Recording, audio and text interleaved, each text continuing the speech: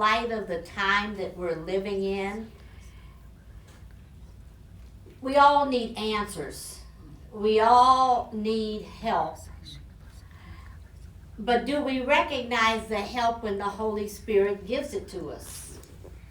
Do we recognize that sometimes what you're really asking for will never manifest until you make some internal changes?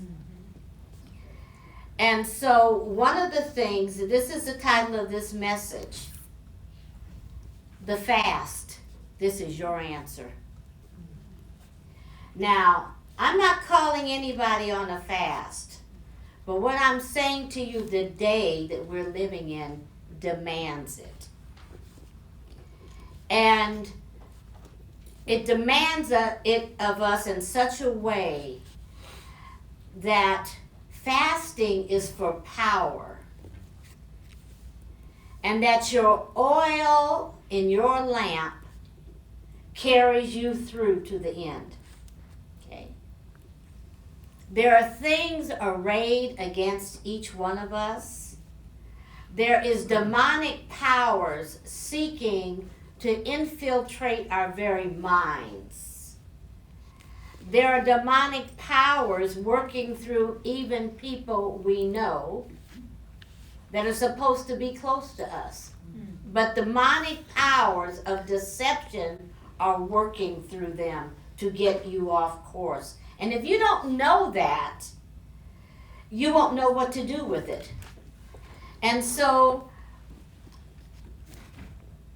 if you think about doors, and we talked about this Saturday in ministry training, you think about doors. Doors open and then doors shut. And one door can open to close something out or to shut something out, and then another door can open for the new. But if you're not aware of it and you casually have a relationship with God that you've mentally ascended to, and you really don't have a speaking relationship where you speak and he answers and he speaks and you change, if you don't have that in you, it's going to go over your head. So I want you to, and you think about, let me just go over here to Revelations chapter 3, verse 20.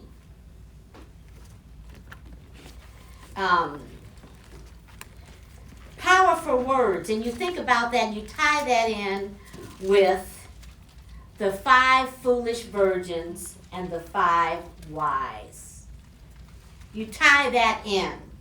So Revelations chapter 3, verse 20 reads, "Behold, I stand at the door and knock. If any man hear my voice and open the door, I will come into him and will sup with him, and he with me." So he stands at the door of your heart knocking. But the door is not going to automatically be opened. You have to hear the knock. Okay? The 5 wise virgins heard. They carried oil in their lamp. They were prepared. For whatever happens, they were prepared. The 5 foolish were not prepared. They had no oil. They didn't bring any oil. They were not prepared. They were worldly. They were in the church. They were saved. But they were worldly. They liked the things of this world more so than the obedience of the Word of God.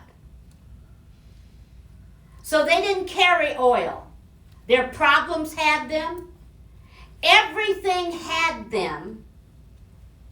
They were in the church. They were saved. But they had only gone so far. And that was it. So Jesus says, behold, I stand at the door and knock. If any man hear my voice, you have to hear his voice, and open the door, I will come into him and will sup with him and he with me. To him that overcometh, big word there, to him that overcometh will I grant to sit with me in my throne, even as I also overcame and am sat down with my Father in his throne. So you look at today and you think about all the things and the problems going on in your own personal lives that you need change in, answers to, and you don't know what to do.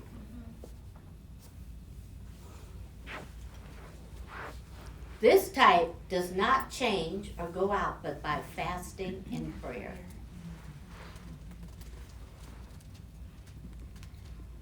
That is a hard word for a lot of people. Do you mean I have to give up food? Some of you need to. Do you mean I have to quit doing this and quit doing that? The Lord will tell you for your own individual situation what you need. Instead of going to people, and this is the problem, the church wants to go to people that they deem that are spiritual to help them out the mess they made themselves. Instead of going to the one who can get you out of it all and change the whole situation, they rather talk to people. And then when they talk to people, they don't want to take the counsel and they want to answer back. So the Lord said that for everybody in here, your answer today is, and let me find out, the title of this message is The Fast. This is the answer. In that time of fasting, you will get your answer. But it's not going to be what you decide to let go of. It's going to be what he tells you to let go of. Because it's easy to just let go of a little bit of this and a little bit of that. This is going to cost you something. Some things need to change. Some mindsets need to change. Some understandings need to change. If we were bought with a price, Jesus died and paid for our lives, then we owe our lives to him. The door is our mind. You have to hear the knock to open the door. You have the will to, but will you hear?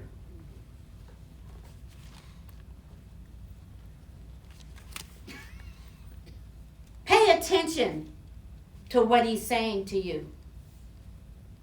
Listen intently. Look up the words. Find out what they mean. Ask him, what does he want you to lay down, and how long does he want you to fast? The door is a passageway to a new place.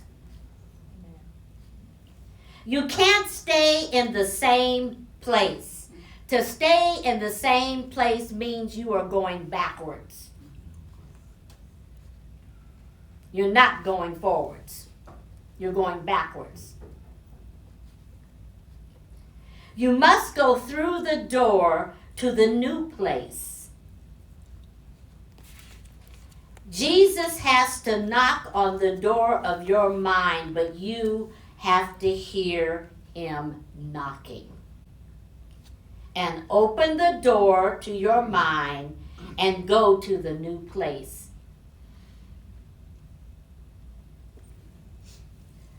All of this also is coupled with, are you a wise virgin or a foolish one?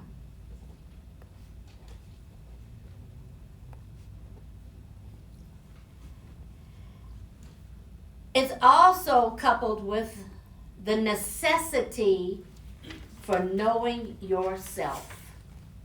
Where do you fold? Where do you crumble? What pressure causes you to run? What do you face?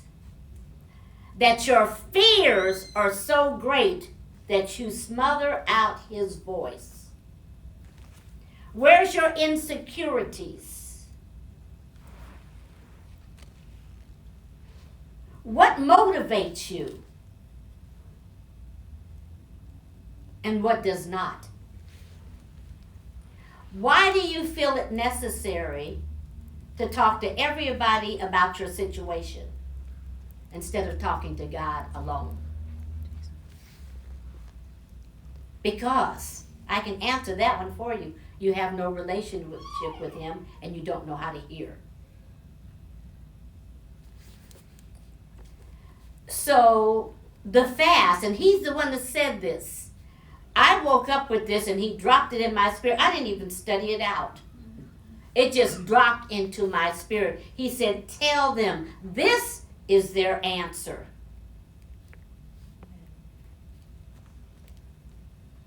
Let's go to Isaiah 58.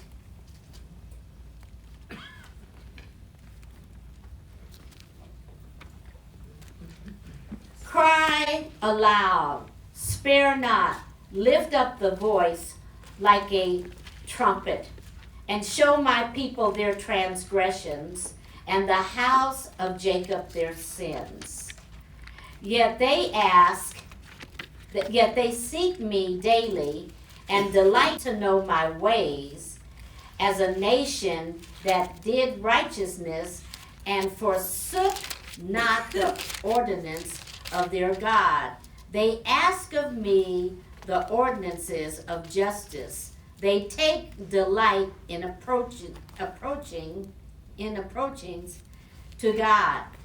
Wherefore have we fasted, say they, and thou seest not?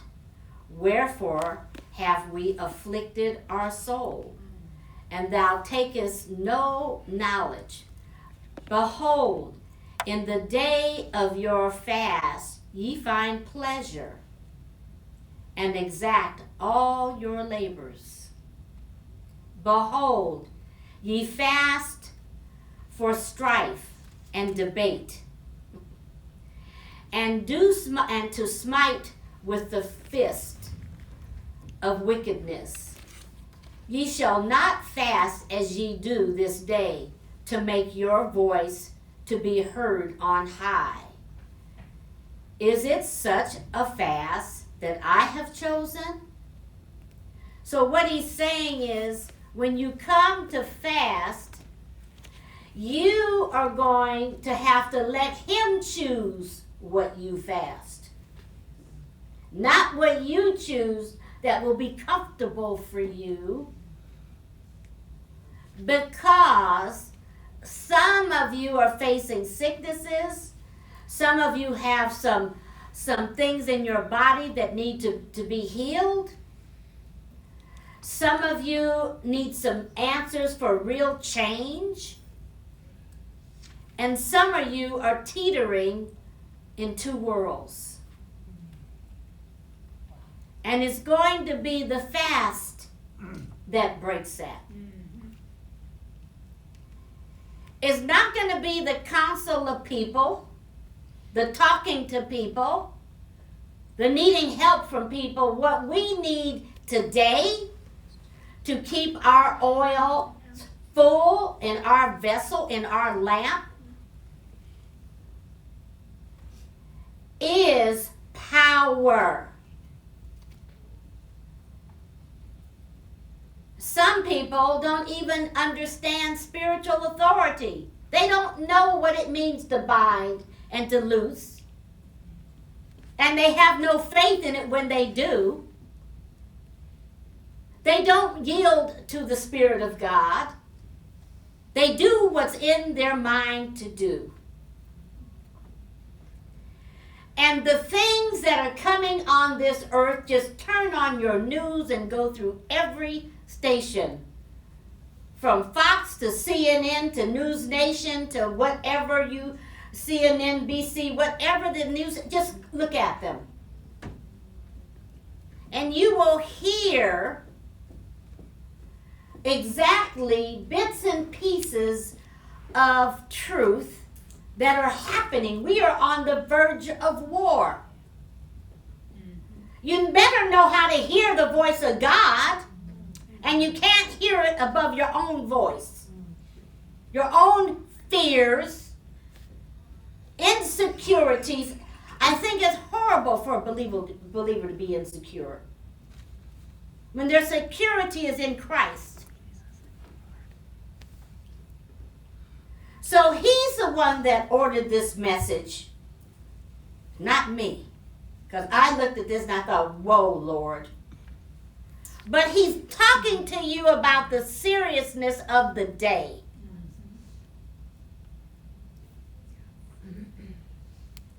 A lot of people thought that they were going to wake up this morning, but they didn't. They woke up dead. You're fasting for power to face an unseen enemy.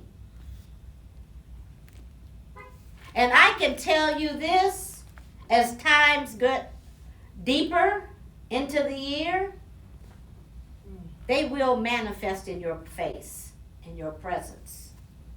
And if you do not have the anointing and the power of God, and your lamp is not full of oil, you won't know what to do. You'll be crying and screaming. And their voices come to you on a different link than they've ever come before. So they're coming to you even in the way you've always heard from the Lord. So that's what gives you security.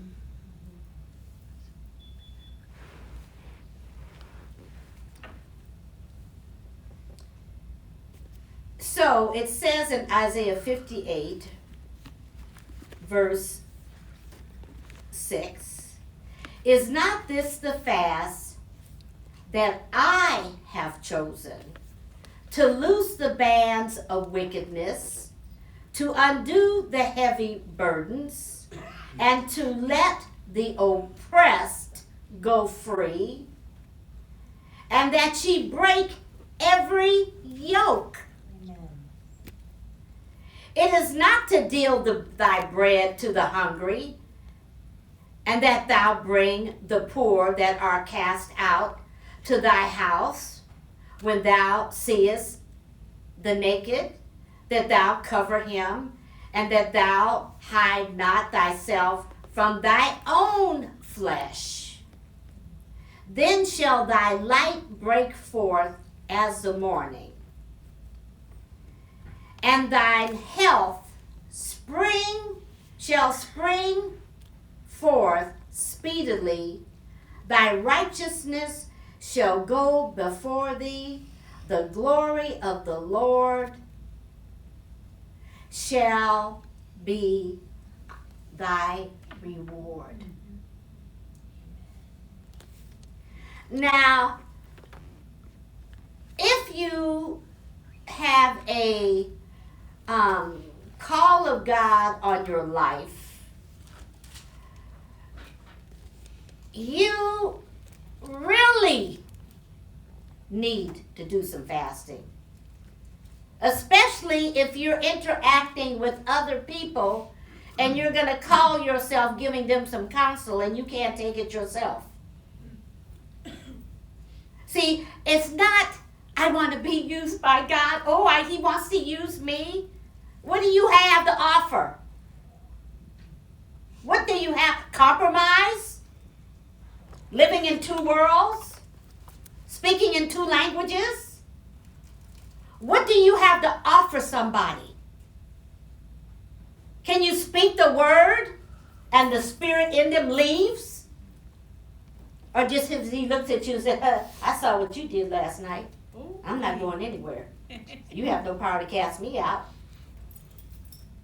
This is the time that we're living in. It's a serious time. Only God Almighty can bring you through whatever you're going through. Amen. But you have to do it His way and not your way. And you have to deal with your own fears, because He did not give us a spirit of fear, but of power, love, and a sound mind. So if you have a spirit of fear, know this: God did not give it to you. You took that on somewhere in your life.